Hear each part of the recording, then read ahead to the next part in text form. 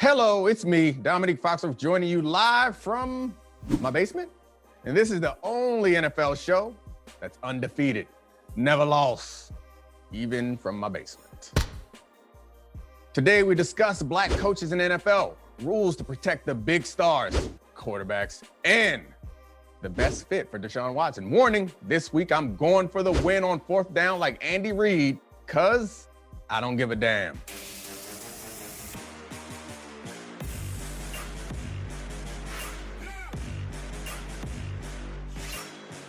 All right, in the NFL, we've had several new coaches hired.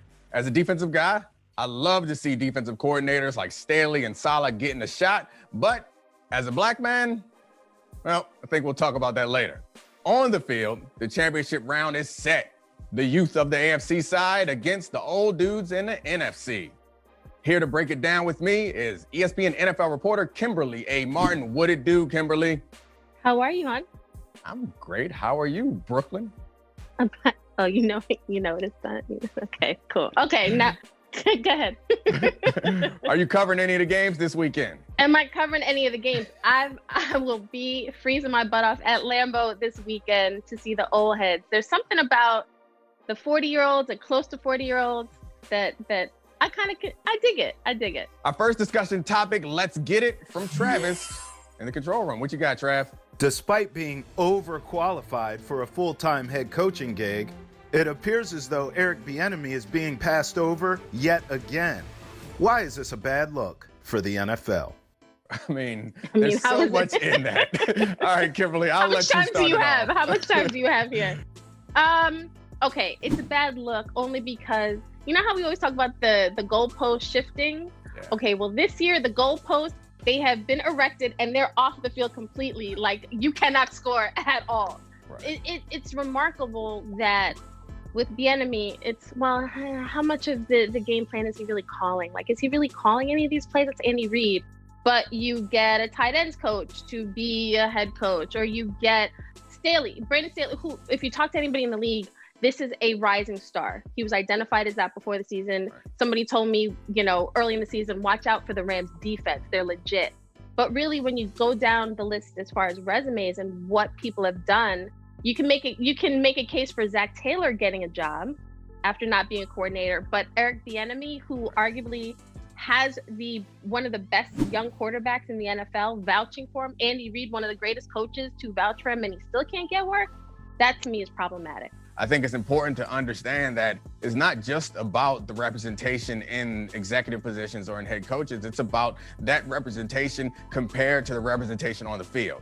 It's a real bad look when the vast majority of the labor is black and then the vast majority of the ownership and management is not. It doesn't look good given the history of this country, and it doesn't look good considering where this league wants to go in the future. And, all right, Big Trav, unless you got the answer for us, how about you give us a question? Two of the game's brightest young black superstar QBs were knocked out of playoff games and put into concussion protocol. Has the league shown growth in holding out quarterbacks who suffered apparent concussions? Growth. Well, I mean, I think we all have kind of seen that concussions are a lot scarier and unpredictable how they'll impact you going forward. And we all understand that. And the league put in some protocols and some independent decision makers. There is a time not too long ago, maybe 5 or 10 years ago, where obviously Patrick Mahomes, once he regained his bearings, would have been back in the game. The same is true for Lamar Jackson. So I don't know if I'd call it growth, but it does seem a little better for these players that they've found a way to try to keep them a little bit safer, because once you suffer a concussion, those immediate moments after, as we understand it, can be a lot more dangerous. Kimberly, what do you think? Yeah, I mean, the rules right now, I don't know what else you could do from a league perspective. Right. I mean, the rules are shifted so that quarterbacks are protected more than anybody. I think in both those games, I was at Cleveland, Kansas City. To me, there was nothing egregious about the hit. And I know that Patrick Mahomes' mom was even tweeting at one of the Browns defensive players, and he was like, ma'am, I'm not a dirty player. Like, I want to be great too. I'm just trying to make plays like your son. I think it's scary when you see any player get up a little woozy, but when you see the future faces, I shouldn't say future faces, the current young faces of the game in the same weekend, it gives you pause, like, whoa, we cannot have anything happen to these guys. But like you said, the fact that they go straight to the medical tent, they've got to be cleared by medical experts. I think that was the first and right step the league took to make sure that it's not the team saying, oh yeah, like here's some smelling salt, like you're good, like go back out there. The next step I want to see is when guys get injured and they go to the back. These shots that they're like, we don't even know, like just go, you get a shot and you just go back out there. To me, that's also something that we don't talk about. And that is also very scary. All right, Trav, what you got next? It seems inevitable that Deshaun Watson will be leaving H-Town. Where is the best destination for Watson to return to stardom? Whew. All right, Kimberly. I can't handle this question. I'll put it on your lap. It's too much. This topic is too hot. I can't handle it because all the Texans have to do this offseason is do what's in the best interest of Deshaun Watson. And what have they done? Quite the opposite. So, no, I don't think he'll play there again. But where to go? I mean Miami is a front runner because they seem to be one of the few teams that have a great deal of capital, meaning draft picks that they can trade. And they also have a young, promising quarterback that people will be interested in building around. I'd love that selfishly because, and we got a black coach, a black quarterback, and we got a black general manager. I think I'm for sure. My uncle, immediately Dolphins fan right away. I might have to think about it. I might want to remain impartial, but I know that all the older men in my family, they getting that Dolphins apparel immediately. But you know who has more draft capital and more money? The Jets. And here's why I say I'm torn. Because I understand, I think the Jets, Joe Douglas, and new head coach Robert Saleh, do everything in your power to try to convince Deshaun Watson to come to New York, right? You just got to, because right now you don't have a quarterback, because you don't know if you can develop. You haven't developed Sam Darnold to this point, and you don't know if he's going to get better with a defensive-minded head coach. Right.